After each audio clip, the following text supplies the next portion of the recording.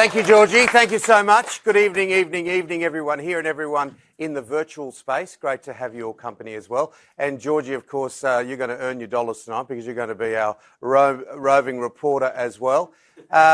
Tim Gilbert is my name, yes, and just to give a little bit of insight, I have worked in the media for over 30 years, began in radio in Goulburn after my uni degree, which was nothing like a Torrens University degree. But I managed to finish it and get it, and travelled from there to stay in radio, then went to Channel 9 for 23 years, and now I pretty much run my own show, do a bit with Sky News and a bit on the radio, and I'm a very, very proud ambassador with Torrens University, and I genuinely love this institution because it is such an insight into the way that young people, and not so young sometimes, are educated these days in such a pragmatic fashion. Quite often, a few years ago, before I went to, it would have been 35 years ago, it was so different. Now you are in a space where you can really touch where you're going to. Now it is the start of our speaker series. We've got some fascinating people over the next few weeks, and it's a really interesting topic. I do need to chuck the glasses on because of my age. And we're going to talk about an issue tonight around mental health. And look, and I'm not a medical professional, but I've been around long enough and had enough discussions.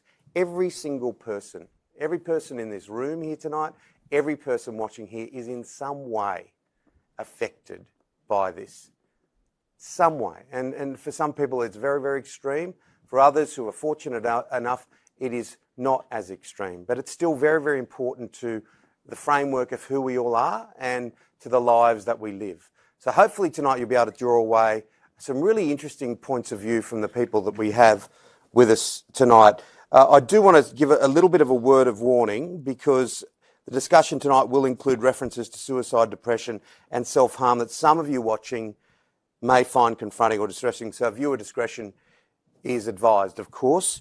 We'd like to make this a interactive discussion for both people here and watching. So feedback@laureate.edu.au. Please jump on, ask the questions, and we will ask a few questions to our panel a little later on from you at home, a bit Q&A style like on the ABC.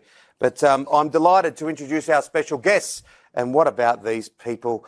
Our first guest is a passionate advocate for young people struggling with depression and anxiety. She's taking a break from her day job in Summer Bay, and it's great to have her here tonight. Ladies and gentlemen, please welcome Sam Frost. Our next guest is come up, Sam, our Program Director for Counselling, and I'll take a seat. Sam, you can sit to my right over here. Program Director for Counselling Community Services here at Torrens University. Please welcome to the stage Lisa Walsh. And our final guest this evening, he was doing some push-ups when I walked in. No, he's a great man. He's actually, over the course of the Today Show and others, we've had a lot of fun interacting, and he's had me on my back yelping. Yeah, in fit, trying to keep us fit. Ladies and gentlemen, Steve Willis, the Commando. From the biggest loser amongst many, many other things. I could introduce you in so many ways. Now, Lisa, I'll come to you first. It's been a year like no other. Bushfires, drought, COVID, social distancing in a human is not what we're trained to do. We're not supposed to be distanced from people, are we? Definitely not. And I think what we can observe is that people are really struggling with the unpredictability of this year and the uncertainty that's happening. And what we've observed and what the early research through COVID is demonstrating is that people are finding it really hard to tolerate their own distress. So they're using what in psychology we called emotional avoidance detours. So it's things that work for us to distract us, but we can use them to excess. So they're becoming part of the problem. So it might be online gaming. It might be gambling apps. There's a huge increase in gambling apps being downloaded since COVID. Alcohol use, as most people are aware, has really spiked. Comfort eating, I went through a bit of that myself, had to rein it in.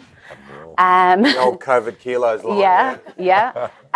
So there's lots of different things I think that are impacting when, it can be, social media can be used, but it can also be abused. The same as Netflix, binge watching. Yep. It can serve a purpose to distract us and it can be healthy, but it's when it becomes part of the problem. And I think that's what we're observing kind of this year. Oh, absolutely. Yeah. Social media, in days gone by, that did not exist. So I often say to people, even giving media education, is unless you're prepared to say what you're about to say on Twitter, Instagram, TikTok, whatever, unless you're prepared to say it on the 6 p.m. news, don't say it, because once it's there forever.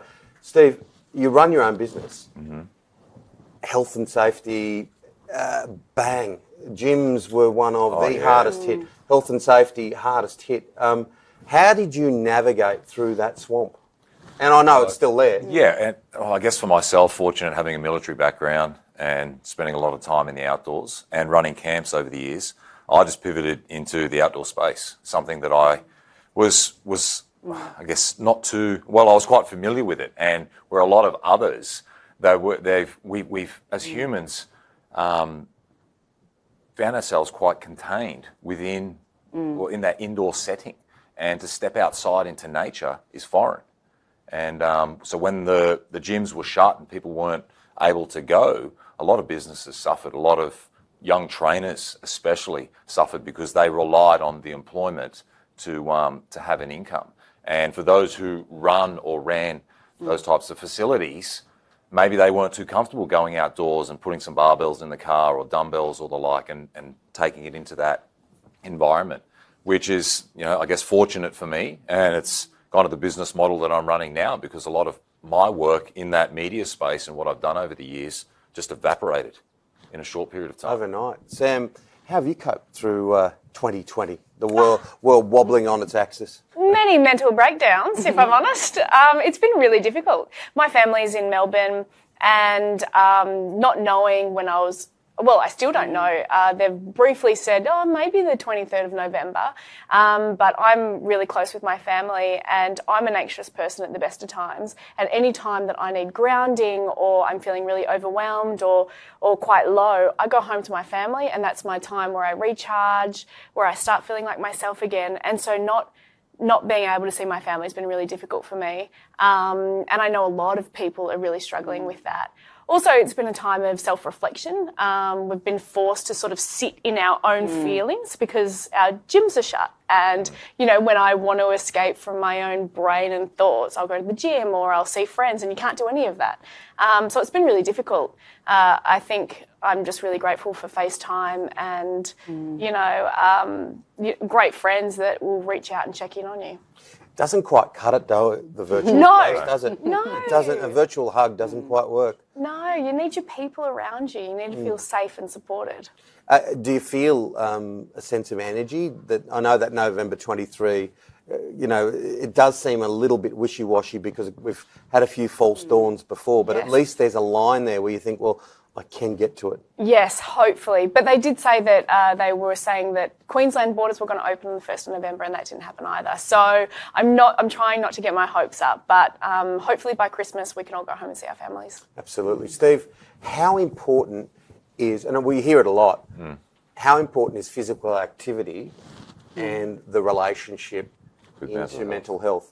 Because I know, I'm fading away to a block of flats over here, but I try to do some stuff. Come on, mate. I try to do a little gym session here and there. At 53, it's not so easy. Come on. I try. Self-effacing, I love it. But if you do it, but one thing that I note, even you get the whole sort of endorphin rush when you're doing something, but you also, if you're doing something, you can reference that throughout the day. I remember I actually did that. Exactly. This morning. It's all those small wins, and especially, as you were saying, if you can get it done at the start of the day.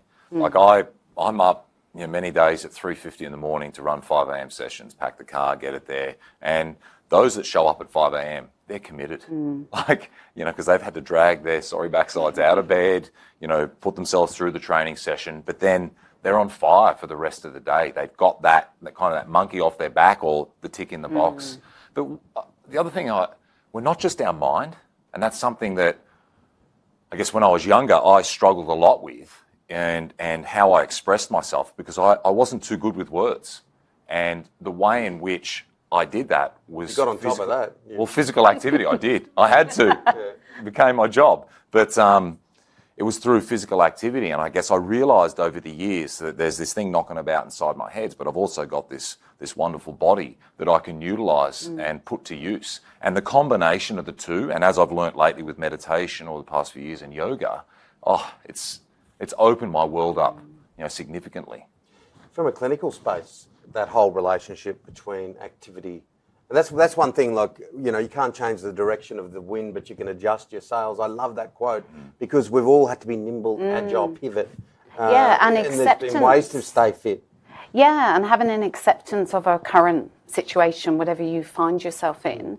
And as Steve was saying, there's some people that can get up at 5. I'm in awe of them. I still haven't managed to do that. But when I do get to see a sunrise, I'm always, why don't I do this every day? But then I forget.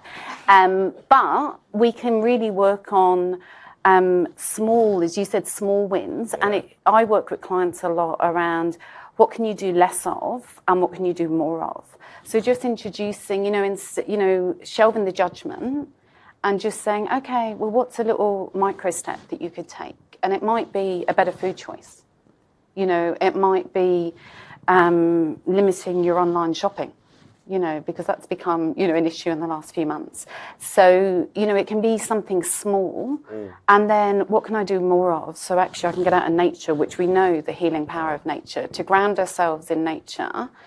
And to just observe nature is its own therapy in itself. So I don't think it has to be, it doesn't necessarily have to be signing up for a gym class, but it can be, right, I can go for a walk, or I can do a 5-minute routine.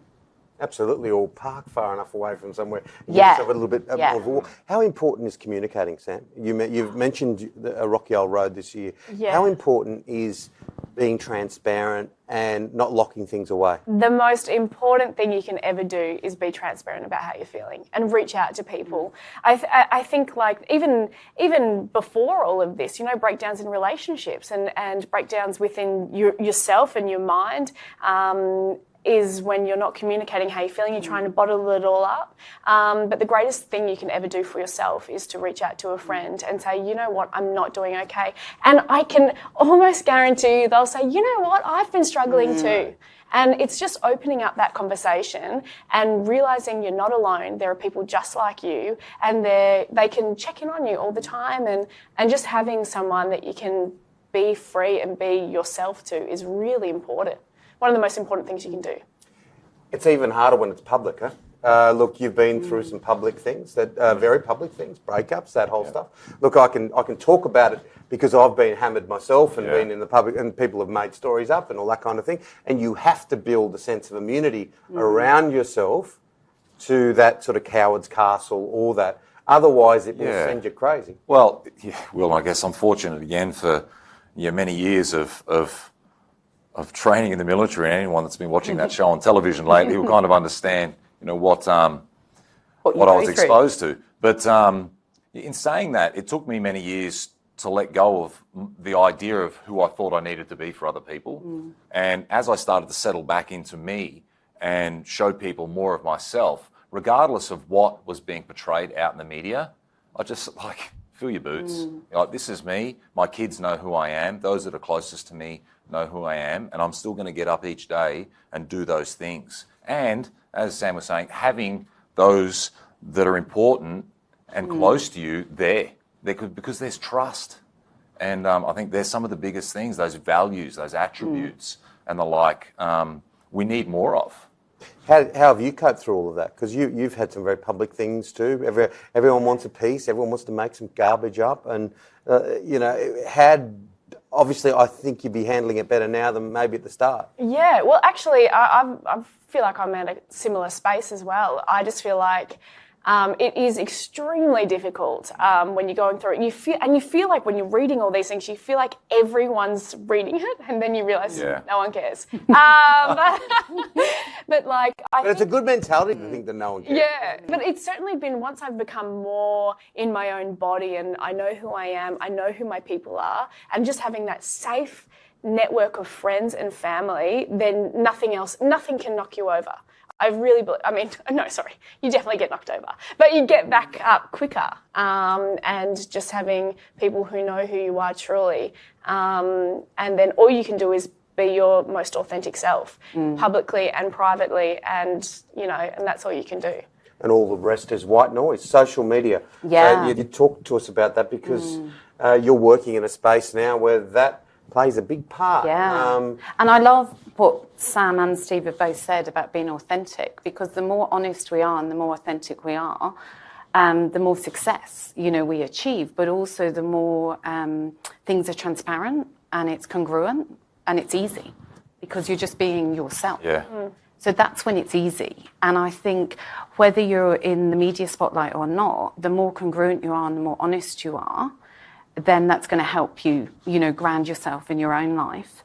And yeah, with social media, it can be a great connector and it can be awesome for community, but also, I often say I say to students here, you can't unhear a bad story. So sometimes, I've heard stories that I wish I'd never heard from, clients that have shared stories, or I wish they'd never gone through them.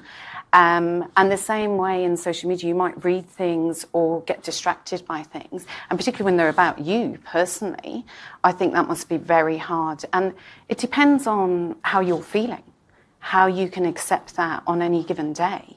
And if we have enough sort of triggers in a short succession of time, we can really get beaten down. And, I worked in a psychiatric hospital, and often the thing that, the straw that broke the camel's back wasn't a huge event.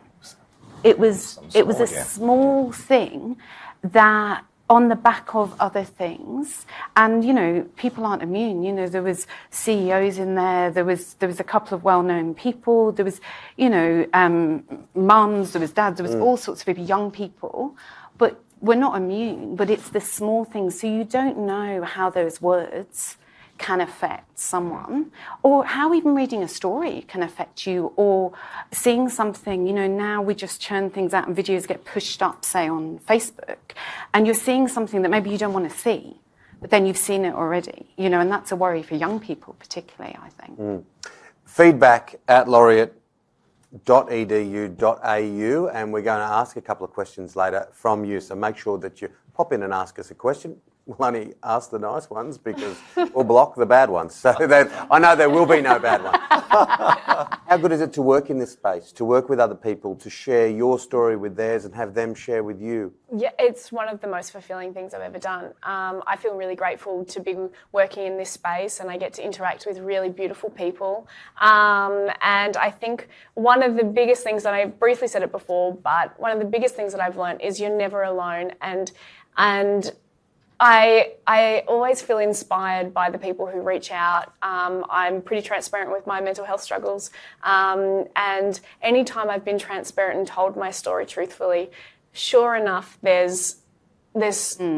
inundated with people that have felt exactly the same way. And sharing the things that I do. Like, I see a psychologist regularly, and I'm not afraid to talk about mental health. I think it should be a conversation we should have freely and openly.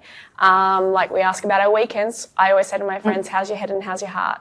And that's really easy ways to start talking about your mental health. But I think the advocacy work you're doing, Sam, there's something really powerful about affirming another person. Yes. So affirming those people that you've been seen and that you've seen and heard them. Yeah, that's certainly the feedback that I get as well. A lot of people feel like they're understood because they're walking around feeling like they're broken and they're a mess up, and, who would want anything to do with them? But then when they see someone like myself, I've got a great job and, successful, but I have huge demons and a huge mental health battle, and people realise that that their mental health, their mental illness doesn't define them, and they can still go from strength to strength, and they're certainly not a mess up, and they're certainly not alone. I grew up in an era where, and I think I was pretty much the last bastion of that era, where it was like, come on, mate, you'll be all right. Yeah. Thankfully, and I'm talking about men now, because men traditionally have not gone and walked the path of Are You OK? Thank God that's been a fantastic initiative, Steve. But, you know, how important is it to get outside the space of this macho image and I can walk through the wall and I'm fine, to be able to get the inside out, so to speak? Extremely important, and I think we're getting to that place, and you're using the word acceptance again, and a willingness to talk about it. I guess it takes people with profile to a degree to be able, or be comfortable enough within themselves to be able to express their story and do it without maybe that shame that we tend to carry with it, and then that validation or the like or comes, or people hearing your story is an acknowledgement piece. Like, wow, there's other people out there. Well, they say, Sam or Steve, they're a bit like me. Yeah. Well, I just live in this little it's street. the humanism, isn't it? Yeah. And years ago, I read a book, Resilience by Eric Greitens, and he was a Navy SEAL as well. And he, I kind of put the words in my own kind of Paraphrase. paraphrase, but pain, suffering, and fear is real, but it's not unique. And I think we wallow a lot of the time. We can get really caught up in our own pain and our suffering and our fear, and we start pointing the finger, like, mine's worse than yours. And, well, really, is it? And I see a lot of that coming out of the veteran space with guys who I've served with in the military who were amazing soldiers, but outside of the military, who are they? And they just go to water. They fall apart. And I think a lot of that is because they've tried to maintain this facade or keep the body armour on about what it means to be a man. And we haven't encouraged and embraced the feminine qualities, the yin and the yang, more of the yin of who we are. And whether we're male or female, we have those qualities. And it comes to a place of acceptance. And for me, you know, doing that, you can be a lot more gentle. You can approach things without a lot of the resistance or friction. And encouraging others to do the same is a lot of the work that I do. Even though I still train people, but I help to distinguish in the sense of output and encouraging the body and the mind to relax and be and not carry that tension. Because when you constantly do it, it's the littlest thing, like I was saying with the training before and setting yourself up, that'll be the thing that'll break you.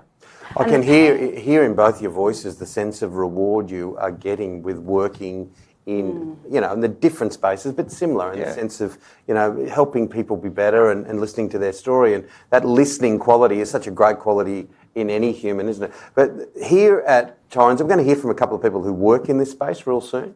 But there's great reward for working in this space, great human reward as well. And we've got some great courses here, haven't we? Yeah, definitely. Tell us about them, Liz. Well, as a programme director, I'm lucky enough to oversee the Counselling Community Services courses.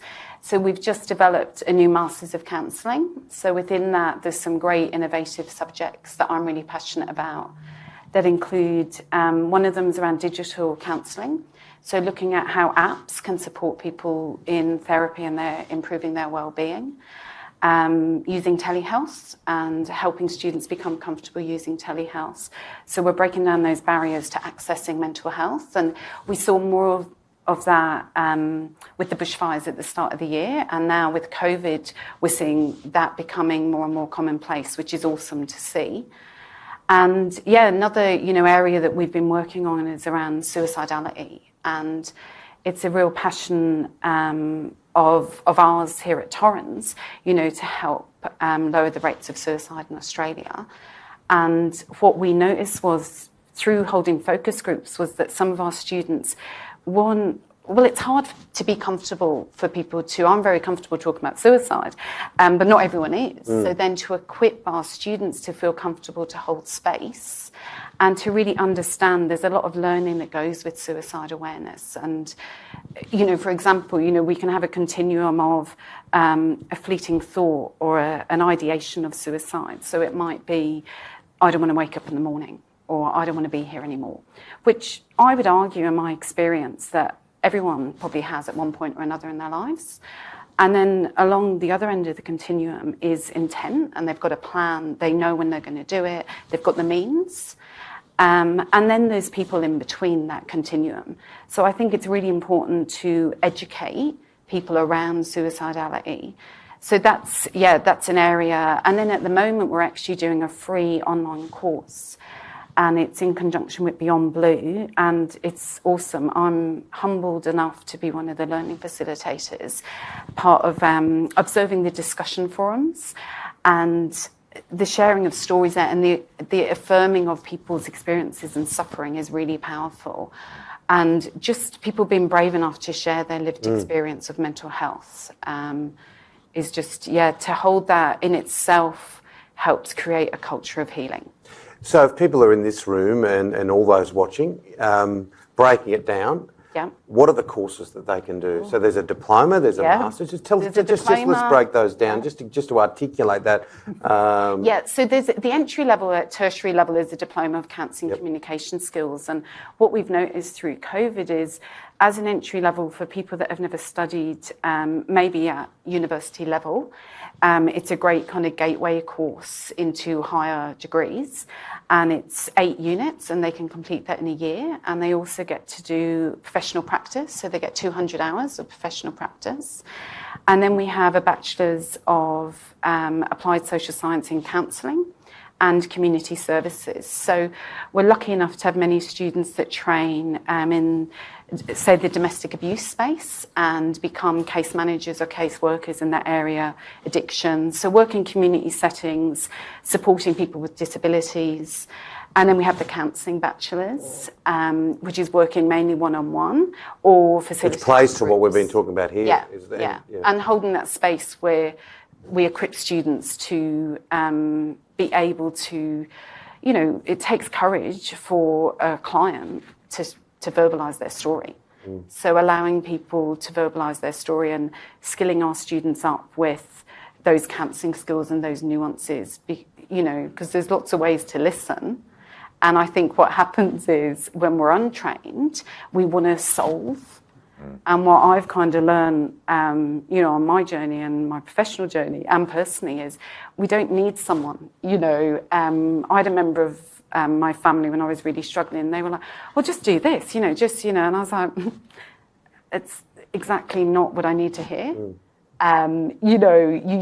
You need someone to actually just hold space. Is where the power comes. So there's so many opportunities for people and then watching. We've got a master's and the masters as well. So there's so many opportunities to get in. There's so many opportunities to get involved. And look, it's a very rewarding space to work in. Now, with us tonight is Samantha Calendar. Now, she's the Chief Operating Officer of an organisation called 180, dedicated to helping young people who are going through some tough times. And we have Georgie here, who of course is working for her money. And Georgie, I'll hand over to you, my dear friend, as the roving reporter. Thank you very much, Tim. So, Sam, thank you for coming tonight. It's lovely to meet you. And we've just heard Lisa talking a little bit about mental health and the impact and how young people especially are really susceptible to this. So I'd like to know from you, can you tell us a little bit about your experience and tell us how it led to the creation of 180? Thank you. So myself and another young woman that I actually went to primary school with, we founded an organisation called 180, which is for youth mental health. And so it's entirely run by young people for young people. And essentially we created the organisation in response to a number of suicides that had happened in our own local community. And I guess, similar to what everyone on the panel has been saying, we wanted to create that space that young people could turn to and not only feel supported, but feel as though they could create action and change themselves. So we've been operating for a few years now, and one of the primary programs that we operate is called Open Up, and it's a peer support group. So it's really about offering the space for young people to come together and ask each other questions. Great. And Sam, how can younger people find a little bit more about your organization? I mean, obviously they can go online, but, it's an incredible initiative that you've started at quite a young age. So one, how do they find you? And two, I'd love to know how you balance things in your life as well. So, of course, on the website, we've got Instagram, so all the socials, that sort of thing. And I think that something that's been really good to come out of COVID is that we've moved all of our programs online, which means that we've increased the accessibility. So we've had people joining from all over the country. We've actually had people from the US and Japan joining as well. So it's been really great to see a really great, increased diversity of people joining. And I think in terms of balancing, that's definitely something that I'm still learning. I'm at uni full-time at the moment doing my master's, which is a lot to handle. But I think just something that I've learned, especially because I'm the person, so I'm a provisional psychologist at the moment. So I'm the person kind of there holding the space for other people. So I think it's really important for me to be able to acknowledge personally that I don't have to have all the answers for myself all of the time, and that I too can reach out and ask for help if that's what I need. So I think that's my biggest lesson this year. Thank you, Sam. That's really insightful. I appreciate that. Thank you, Georgie. And we've got another guest, and we'll talk to Warren shortly. And thank you so much for your insight there, Sam. And if for anyone who wants more info, go to the website for 180, and it's all there. And how did you go when you went from here? No one knew who you were, and it was like that. Kaboom. It wasn't a tiptoe up on the stage and sing your first song in the country, was it? It was like, here I am. I know. How did you cope with that? I actually hid for a long time. I went to my sister's house and hid there for months. Like, I just didn't want to leave the house. I was so overwhelmed. I wasn't expecting it. I wasn't prepared for it. I was naive. I was very young. Dumb. But yeah, I really struggled with it a lot. And it's something that it took me a long time to sort of find my feet and get used to. And it still sometimes makes me feel a bit weird. Because I'm literally just a bogan from Lilydale. But anyway, don't worry. I'm a half lad from Guildford. And don't worry. It's like all of us. We're all just someone from somewhere. And Steve, and it's true, because that's what, honestly, when you interview some of the most famous people in the world, you don't get nervous, because you think, well, I know how vulnerable and flawed you are as a human, so I don't really care. Let's just get the interview done. But Steve, yours was pretty similar in the sense of you've gone here, this military background, and you've gone into one of the highest rating primetime TV shows of the modern era. Kaboom. Yeah, it was, I didn't even know what I was getting myself into, honestly. But the military, it's kind of unspoken. It's all action. Like, it's all about the job. And even the compartmentalisation within that. Like, you don't talk with other guys about certain things, just, for other reasons. And then you find yourself on national television and you're trying to string two words together. And all of a sudden people are recognising you. And it's weird, isn't it? Like, someone goes, "G'day, Steve," and you're thinking, I don't know, you're getting your fruit or something. Yeah, and I just didn't know how to handle it at the start. And I just think over the years, first accepting it for myself, and then realising that others, through the observation and maybe watching your television or in whatever it might have been, and they had the opportunity to meet you, they've engaged with you through that medium and may have learnt something or something that's inspired them. Again, just giving them a little space to be able to say thank you. Because majority of the time, that's what it's all about.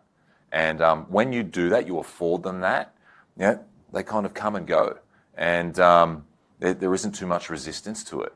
But it did take a long time. Like, I struggled, and especially when you got people with cameras following you around everywhere, day in, day out, that can be quite confronting. Absolutely. And children too, and when children are involved. Because for me, it didn't really happen until I would have been 35. So I'd had, some life experience in that sense. But it's another kettle of fish when you got kids in the game. Yeah, these photographers just say, I'm just doing my job, don't they? Like, sometimes they're really awful. And they're like, this is public space, we can do what we want. And I'm like, cool, you're outside my house and I can't leave. It's honestly awful. Intrusive, yeah. It's awful. It's so awful, but they justify it and there's nothing you can do about it. Now, we heard Georgie speaking to Sam before, how do you get graduates to that point where they feel comfortable enough to be able to delve into other people's stories? Because they've pretty much got to hit the ground. Look, I'm not going to make it intimidating because that's what we're not about here today, but this is the job, isn't it? You've got to get your graduates to that space where they not only feel comfortable enough within themselves, but they've got to work with others. Yeah, I still receive supervision. You know, we're constantly learning and evolving, and I see a small number of clients, and, you know, I can get triggered by things and things come up. So I think being aware of being a professional, you need support as well, and you know, an area around helping people not burn out in this space, whether it's counselling or community services, is really important, because, you know, if they're burnt out, because you're listening, sometimes if people haven't got clear boundaries, they're listening to so many people's stories, they may forget to live their own, and they may put their own life on hold, you know, and I had that experience for a period in my life as well.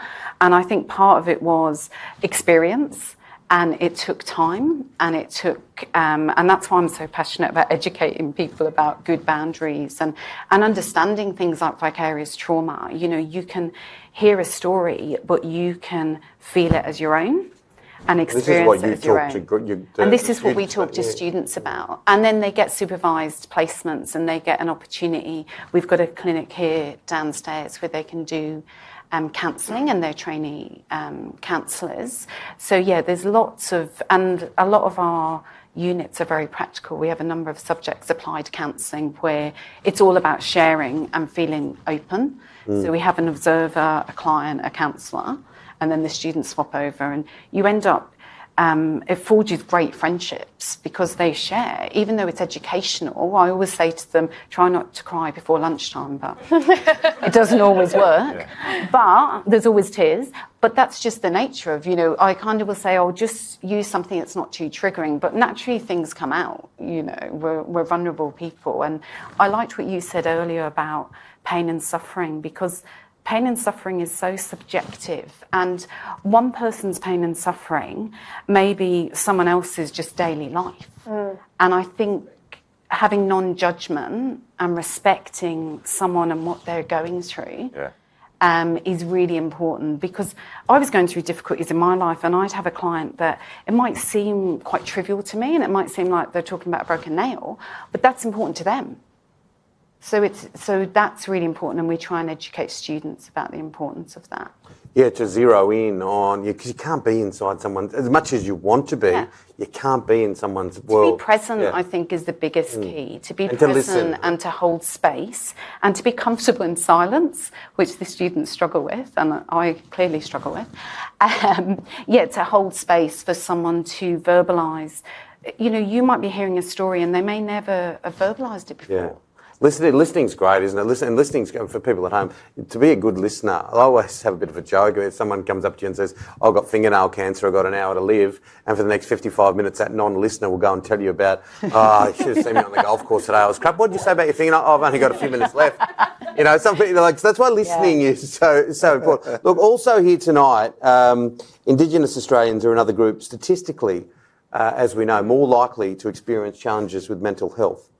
And it's great to have Warren Roberts here tonight. Warren's the founder of a fantastic organisation called Yarn Australia. And Georgie, I'll hand it back to you. Okay, thanks, Tim. I'll just come over here. But I'm just looking, Warren, at the statistics up on the screen here. And it says that the rate of Indigenous suicide is twice that of non-Indigenous Australians. Can you tell me a little bit about the factors behind that statistic? Great, thanks. The way I look at it is it's looking at understanding the history of Australia. Australia was impacted by colonisation, and it's about unravelling that story and learning more about how First Nations people, how we are and our way of being. So if you look at, we did an Acknowledgement of Country this evening. That in itself, Aboriginal people, and a lot of Aboriginal people don't live on their traditional homelands. They might have been impacted by the stolen generation and removed from their family and their people. So if you think about identity around grief and loss of identity, culture, language, connection to country. All of this plays a big impact on Aboriginal people. Incarceration, fewer economic opportunities. There's a whole bunch of different factors that are impacting on us as First Nations people in Australia. Thank you, Warren. It's really interesting to hear that, especially. And I'd just like to know a little bit about Yarn Australia and the work that you are doing to get the Indigenous community talking a little bit more about mental health. So I've done a whole bunch of different partnerships with community organisations like Desert Media, who works with young people to basically share their stories through song. And this is in a number of different communities, in Thursday Island, Bowen, Commando, all different communities. So what my role is within Yarn Australia is to create a culturally safe space where First Peoples can share their stories. But not only that, work with our non-Indigenous communities to also share their stories.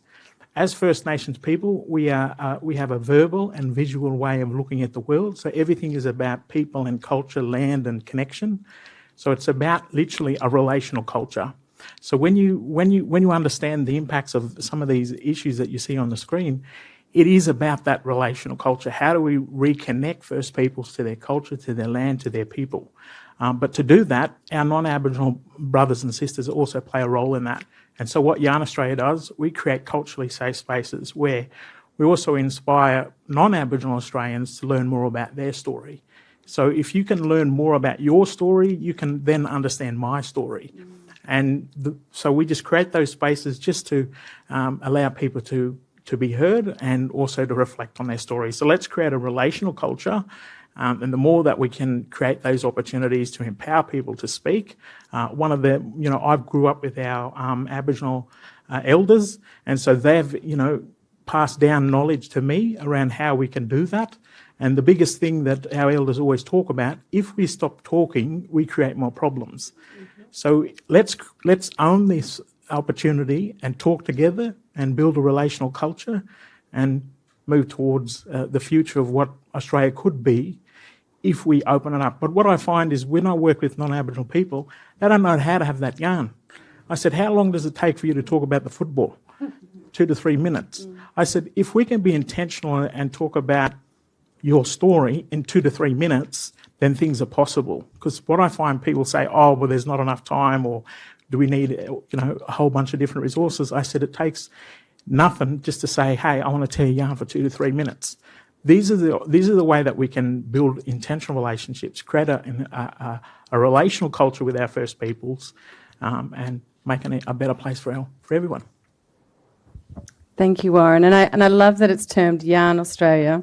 We also have a yarning space at Torrens University for our Indigenous students, and it's a great platform for our students to come together as a community and also share their stories. So thank you so much. Thank you, Georgie, and beautifully said, Warren. And look, I think the whole idea of yarning and having fun and spending time and sharing stories, there's so much to love about life, isn't it? Particularly in that, and I think that this is something that this COVID space has taught us to be a bit more back to basics. Yeah, absolutely. I think one of the greatest moments I've actually had during COVID is sitting on my floor with my housemate, and we'll just be talking, but we're talking about things like talking about our childhoods and our upbringings and wondering whether our relationships with our parents, what's made it, how that's impacted us as adults, and having really interesting conversations, I feel like, it's so important, and it's really refreshing, and it's nice because you get so busy going out or catching up for a coffee or talking about dumb boys, you get so caught up, but now we actually are going back to basics and sitting and having that time because we've got nothing else to do, and so many people are working from home as well, so to have that space to have conversations is really cool. It's intriguing, isn't it, to have a yarn, Steve, with people, and to hear their story, as Warren said, to be in that space, to just let the whole world wash away, maybe turn your phone off, leave it in the car, leave it at home, and just boom. Oh, it's wonderful. And I think, for me, getting a little older and understanding the importance of that and realising that you actually don't know too much.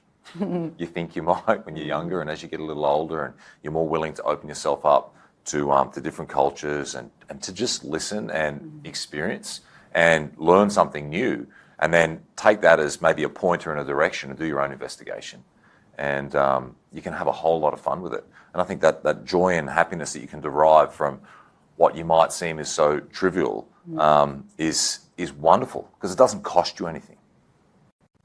How much better life do you think we can all live? How much better life can people live? And thankfully, we have moved a long way in this space.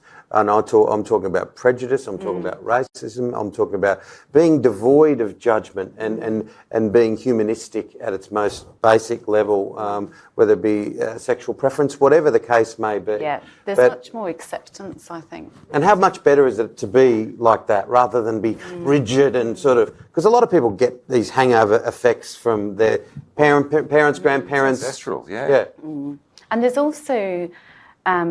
something of that, I often see family of origin as like a stumbling block to people's personal development, because they'll get so far and then the family of origin stuff will come up. And, a big part of that is acceptance. So when they work on accepting, well, that's who my parents are. I may not like it, but that's who they are.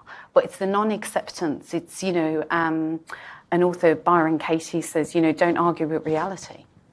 But people spend their whole lives arguing with reality. But when you stop arguing with reality, whether it's a traffic jam or whether it's your parent, it frees up space for you to be present. And you can become the educator, can't you, Sam? Yeah. You can see, and it doesn't mean you say, oh, Mum, Dad, Uncle Joe, Auntie Mary, you're an idiot. But you can communicate to them into a space that they probably hadn't thought about before. And this is just the way I've always thought. Yeah, absolutely. Especially my dad's old school. He's from the military and he's got very, very different opinions to myself. And I do have conversations with him where I'm like, actually. And I like to think that I'm a really accepting person, and I just think that challenging people's thoughts as well, and not being afraid to have those conversations as well, with people that are closed-minded. Sometimes, don't be too afraid to challenge them in a kind way, of course. And sometimes I'm classic of holding the mirror up to people, not literally, but just being like, do you understand what you're actually saying right now? And then once they realise how hurtful, or I guess how close-minded they're being, I think sometimes they self-reflect and think, oh, okay, I could probably handle this situation better, or change my opinions or views or do things better. And I think on that, Sam, it's the power of calling things out. Yeah. So when you witness bullying, harassment, racism, you call it out. I had an incident where someone made a racist comment, and it was in a group, and I didn't really know this person, but I called her out on it, and I said, I'm really uncomfortable with that statement. And we were out socially, and my friend was like, oh, I've never heard you like that. And I said, well, that's not okay. So, by us, the same with sexism or, people's identity, if we don't call it out, we're part of the problem. Yeah, that's right. So I think, us being able to say, hey, that's not okay, or that's not cool, even amongst when it's unpopular, helps us change that rhetoric. And it's a difficult line to navigate sometimes, isn't it? And difficult in the terms of you don't want to go too hard at someone because they may be pretty, it's this whole circular life that we live in. They might be coming from a very vulnerable, the louder I cry, the more doubt I imply, all that kind of stuff, Steve. But you sort of got to do it. Or come over here for a second. I just need to talk to you for a second. Did you feel what you said was wrong then? And look, I know that we've spoken about this before, and I know you do it because you come across people all the time in your work. Yeah, I guess it's the way in which you handle it, and it's the setting and the like, and you can do it in a way that because you don't want. Gosh, it can be quite hard, but it's the way in which you articulate yourself and the language in which you use, because you don't want to tear someone apart as well, especially amongst others, and sometimes maybe off to the side or the like. You just have those gentle words, and just give them something to reflect on and think about. And try and with that, educate, the mirror up to someone. Quite often you can sort of almost do it with humour. So you really need to have a good look at going to the room of mirrors. If you had a look at yourself recently, you can help educate. Absolutely. And I think, but I never like to come from a place where it seems like I'm sitting in my house and look at me, I know everything. Yeah, that's what I was trying to say. Yeah. It's you don't want to do that, but I just think it's really important to have those conversations and to educate people and educate your parents and your grandparents, especially if they've got very different views to you. And, obviously with times are changing. And especially with language, I think we've had quite a few conversations in my family about saying, dude, you can't say that anymore. And they're like, I didn't mean it like that. And you're like, I know you didn't, but that's very offensive. And I think it's really important to definitely have those conversations. Yeah, I see it a bit because my mother was, God rest her soul, was born in Lebanon. And sometimes you get, these lebs. And I said, mate, and I always stop them. I said, let's have a chat about what you just said. That's good. Is it not your style of lebs? I said, well, what do you mean not my style of lebs? What kind of style of lebs? Because I don't look like it or because I'm not eating tabbouleh and hummus and I haven't got a beard. It's all that, isn't it? Yeah. And as you said, you don't know what's going to offend or trigger someone. So it's being mindful of that as well when you do call someone out. But I still think it's important to call them out because that's how we make changes. Like I've had it through social media as well, and people will use your platform as a means as like a springboard to further their opinion around things. And nowadays, I just do not engage. I will delete and I will block straight away. And I've had people come through other channels and emails and like, why was I deleted? Was it Steve that deleted me? Was it his team? They're all upset. They're bent out of shape because all of a sudden this Instagram profile that they could once see, they can no longer find. So they'll still try to engage with you in some way or in another fashion. Or get one of their friends to come and say, why did you block me for? Can we put my mate back up? Yeah, and it's like, what it is you had to say, it's not right. And I don't appreciate it. And I'm not going to leave that comment there for others to then, because others will jump to your defence, but then it just becomes people just tear shreds off one another. And it also doesn't help, does it? Look, and I don't want to get political, but it's been a pretty wild old few days. And I look, with 3 children and a lot of people here have got kids, when you've got someone like some of the hateful messages of people like Trump and others and the way they talk in such an aggressive fashion, and it's all for there to see, isn't it? Oh, it's like all it does is when you have someone who is so vocal about these awful opinions, it just gives the people that have negative opinions, that are racist, that are ignorant, it gives them power and it gives them a platform to go, well, he said it, now I can say it, and then it just starts this whole this whole war, on it's crazy. And then so you just really have to have a zero tolerance for that sort of language. Like Steve said, like on social media, delete. But it doesn't help when the President of the United States writing all this horrible stuff. Yeah. It's helped by the fact that he's almost become a bit of a comical figure. Yeah. And I know that's the way that I try to use it. But then, fortunately, as world leaders, we also, a world leader in Jacinta, we've got... a New Zealand Prime Minister that, could rule the world, I think.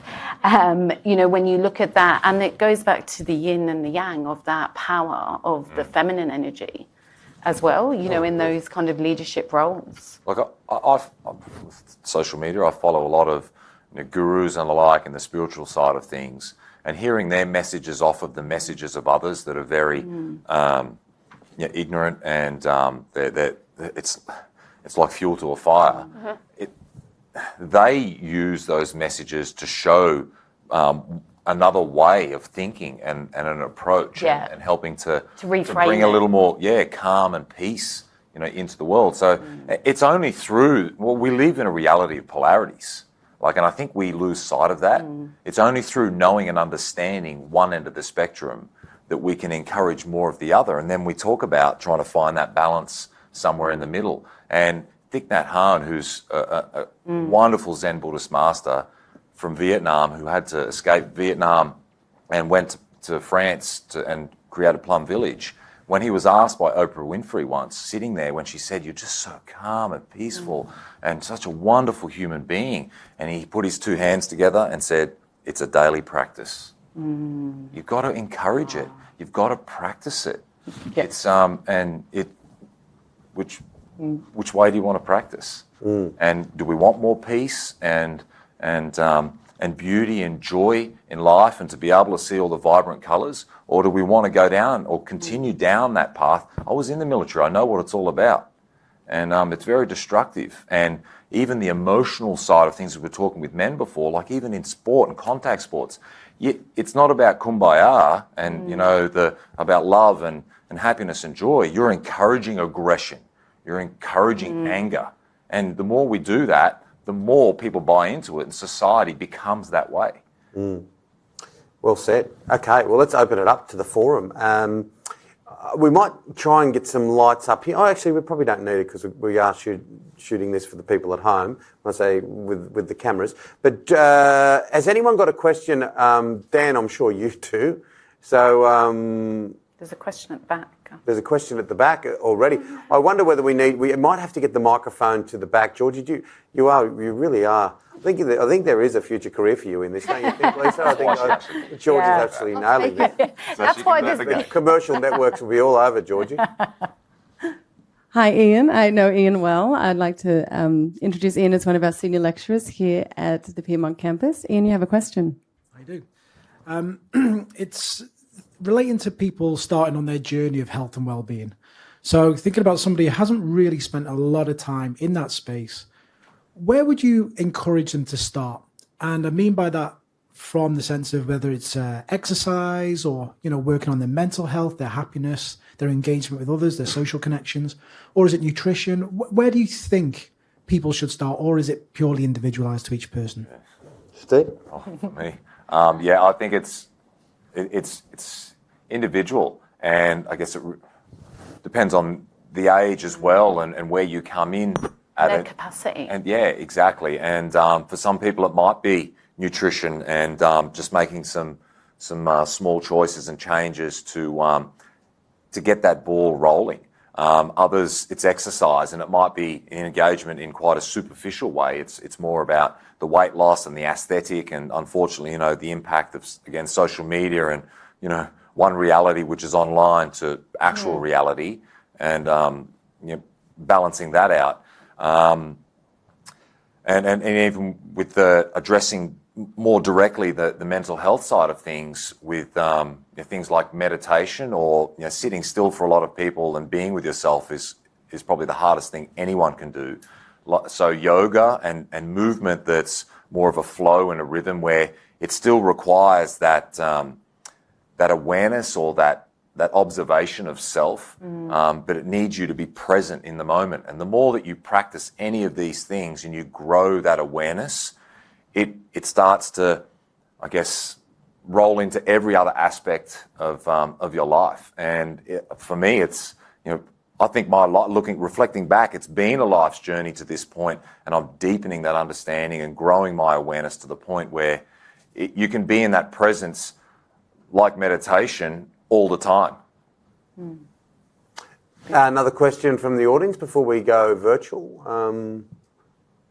Can I just quickly add on to that as well? I found my journey to health and wellness and mental health, that whole avenue, was actually quite more abrupt. I ended up just like crashing as a human being, and I ended up having to go and see a psychologist. And once I started seeing a psychologist, then that's when I started understanding my brain, understanding why I am the way that I am, and realizing that it's not because I'm broken and I'm messed up, it's because there's been a series of events that happened when I was a childhood, and now it's stemmed into problems as an adult. So mine has been, it was actually quite aggressive, actually, because I was like, no, I don't want to see a psychologist, because like there was obviously this stigma surrounding it, and, you know, does that mean I'm crazy? crazy and I'm mad. No, it means you're a human being that's had life experience. But then since then I've evolved into sitting in my own feelings, exercise, nutrition, and it's evolved from that. But mine was a bit more of a start. Started quick. It was a confronting whack. Yeah, but it was, I will just quickly say, it was the best thing I've ever done in my whole entire life. The person that I was when I was 24, 25 to who I am now is completely different, and it's all thanks to seeing a psychologist. Well said, Sam. Have we got another question? Yes. This is David White, Campus Director at the Rocks campus. David? Thanks, Georgie. I think my question's more about, we're talking about that stigma of mental health. And for us as a university, and like in Georgie and myself's roles, we deal a lot with students who come from an international background where they are not comfortable talking to people about their emotions or talking about feelings. So what could we do to encourage that environment and that sort of safe space to really allow students to sort of open up? Because, like I was saying, from that international background, they're really not comfortable with opening up, despite the numerous stuff that we've sort of implemented. And, we've got free counselling services available. We encourage it through our SRC. So, I'd really be interested because, like, even this past week and with COVID and everything, I've had about 3 cases where students have really struggled with opening up, and it's taken them this long to come and see me and for us to put an action plan sort of in place. So, any tips and advice on that? This is a bit of an internal meeting here, Lisa. I think as well, just on that, I think breaking down barriers is important, and culturally for some people having one-on-one counselling isn't their norm or hasn't been their norm, so it can be difficult. I think finding people in the student community that they trust, as Sam said, having a really good friend that they can open up to, I think is really validating. So I think the power of that peer support really helps. And I have students that are international, and when they take some of the counselling units initially, they're like, you don't need I've had this student I'm thinking of, that he's like, just get on with it. We don't have that where I'm from. And then slowly he's, can see the benefit of it. I think, we have to respect cultural differences and different ways. And, as you shared about the yarn, it can be an informal space where we just allow people to talk. It doesn't have to be formalised always. And Warren, I know that you could articulate this for a long time about, and actually I might ask you about this because it does go to what David just said. Georgie, do you mind just bringing the microphone to Warren? Just about the power of elders and the power of generations in First Nations people and Indigenous culture. Great. I think that is probably one of the biggest impact on my life is the knowledge and the connection with our elders and the ancient wisdom of First Nations people.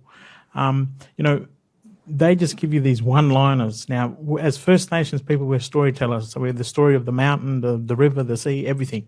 So when our elders tell stories, they're really intentional about when they share the story. So because that's a relationship, it's a reciprocation of connection and things like that. So for me, when I went to, for example, I went to a boarding school where not a lot of non-Aboriginal folk and not known about my culture, and me struggling with that, and then going back home and talking to my elders and going, well, listen, all this mob don't understand me. Any advice? And so one elder said, you've one, be proud of who you are, where you come from. But the other elder said, at the end of the day, one thing's for sure, no matter what anyone say about you, only you know your own story. So as First Nations people, if you really want to learn more about our culture and our way of being, or First Nations peoples from around the world, again, create space for storytelling. Yeah, well said, Warren.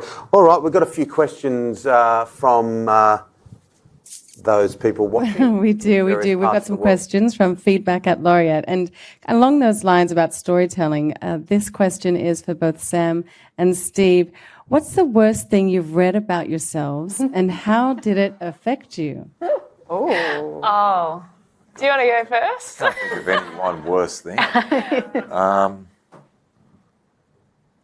I know one. I remember there was once a headline, and it was it's actually really awful. There was a headline, it was just after I did The Bachelor, and I was in my hiding in my little cave with my sister, and someone said, the headline was, 5 men in 4 weeks, and now Sam wants Blake back. And I'm like, so implying that I'm a SLUT, and I can't even say the word. Anyway, and like, I found that so offensive, and I was like, what? And that really scarred me. I don't know why. It really stuck with me. There's been awful headlines about whether or not I'm suitable for my job and all that sort of thing. So there's plenty of them. But I don't read them anymore. It's too stressful. It's too stressful. Oh, it's Coward's Castle. It's someone just saying, oh, Tim Gilbert, you're a fat. Yeah. Then you put the other words together with it. Say, oh, you must look great. Your place. Yeah, for me, it was. What about yourself? One of them, and it brought my children into the picture, and a photo was taken, and I can't remember the exact title, but it insinuated that my eldest daughter was like my mistress. Wow. I was pushing my youngest son in a pram, and my eldest daughter, she would have been, I think she was still in high school at that point in time. She'll be 22 soon, so, she's a young adult. Yeah. She's quite tall and the like, and it just was wrong in so many ways. Yeah. And the impact that it had on me, and I guess the steam was coming out of my ears in that sense because it was one of my children. But then for her, because, and listening to you speak, Sam, and just as a guy in that space, women cop it, I think, a lot more than men. Oh, yeah. Like we do cop it, but women just seem to get torn to shreds. Too fat, too skinny. It's always about your body, and then it's always about your body, and it's hard when And my weight fluctuates, and sometimes I'm fitter, and sometimes I'm in COVID eating a lot. But it just depends. But it shouldn't even be a thing. Whether my weight fluctuates or not, how is that warranted to be a story? And then it makes you so self-conscious, you don't want to, it's so toxic, I can't even tell you. And then, and when I'm stressed and I'm anxious, the thing that I do, my psychologist taught me this, she's like, the thing that you can control is what you're eating. When everything feels out of control, what you can control is your eating. So for me, and so I'd lose weight. And so I'm going through a really, really difficult time with my mental health, and they are trolling me. The media's slamming me everywhere. I'm getting comments everywhere, and I'm like, this is not healthy. And also in regards to the media as well, the thing that I struggle with the most is the fact that people believe it. It's insane how many times I've had relatives say to me, oh, so who are you dating now? I saw you were dating this guy. And I'm like, I haven't been outside for 6 months. But I saw you with Prince Charles. Yeah. Right and off the back of the new idea. Yeah. But anyway. Maybe Harry. Yeah. Oh. Yeah, there's just nonsense things that are made up. I had a friend who was a hairdresser who was doing a hair and makeup for a person inside a said magazine HQ, and they were sitting around the table looking at pictures of us, so myself and Michelle at the time, concocting a story. She was hearing it firsthand, hair and makeup artist, and even to the point where we've asked for retractions and the like, and they said, "Well, we'll do it, but we'll make your life hell. Put paps on you until you freaking can't take it anymore." And unfortunately, it kind of goes with the territory, and people say, "Oh, you sign up for this stuff, you know what it's all about." Hey, I was fresh out of the army. I didn't have a clue. There's no handbook. There's no handbook on having profile, and really the only in you have in kind of understanding it is what you see a lot of the time from the Americans and their reality TV shows over the years, when they're almost leaving their driveway running over, paparazzi. Yeah, exactly. Or putting face masks on. Yeah. We're going to run out of. Well, it happens, doesn't it? Yeah. We're going to run out of time. I think we have run out of time. So thank you, Georgie. Thank you for your roving reporting and your interviews. And I know that you've stepped into the breach here tonight. But what a wonderful panel. Sam Frost, thank you so much. Thanks for having me. Steve, thank you so much, Steve. And Lisa, thank you so much as well. Look, I hope everyone here enjoyed it and everyone at home. And now I just want to go through a little bit of housekeeping. Now, hopefully you've been inspired today. Head to the website, www.torrens.edu.au. You can also find out more information about the Understanding Depression online course that Lisa mentioned. We're only at the start of November. Now, this runs to the end of November.